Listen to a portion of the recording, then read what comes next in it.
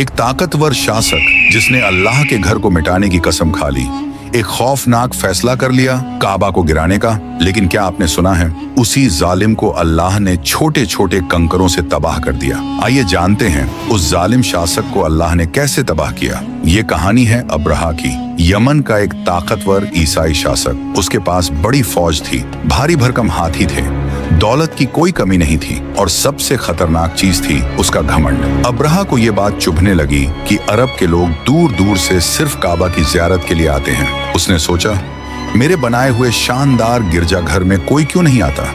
यही जलन धीरे धीरे नफरत में बदली और उसी नफरत में अब्रहा ने एक खौफनाक फैसला कर लिया, काबा को गिरा देने का।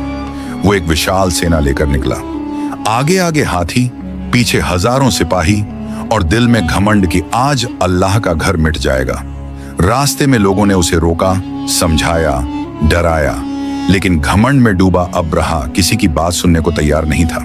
जब उसकी फौज मक्का के करीब पहुंची तो उसे लगा अब कोई ताकत उसे रोक नहीं सकती। लेकिन वो ये भूल गया था कि काबा इंसानों का नहीं, अल्लाह का घर है। जैसे ही फौज ने आगे बढ़ना चाहा, अचानक आसमान का रंग बदल गया। ऊपर से झुंड के झुंड छोटी छोटी चिड़ियाओं दिखाई दी, जिनकी चोंच और पंजों में छोटे छोटे पत्थर थे। कुछ सिपाही हंस पड़े, चिड़ियाओं क्या बिगाड़ लेंगी। लेकिन अगले ही पल वो कंकर बरसने लगे। जिस जिस पर पत्थर पड़ा उसका शरीर गलने लगा।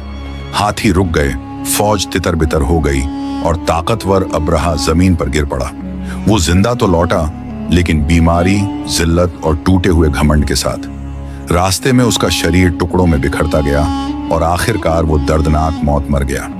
जब अल्लाह अपने घर की हिफाजत पर आता है तो हाथियों की फौज भी चिड़ियों से हार जाती है। अगर आपको ऐसी सच्ची और सबक देने वाली दास्तानें पसंद हैं तो दस्तान मंजार को सब्सक्राइब करें। इस पैगाम को आगे पहुंचाने के लिए वीडियो को शेयर जरूर करें, क्योंकि आपका एक शेयर सोच बदल सकता है।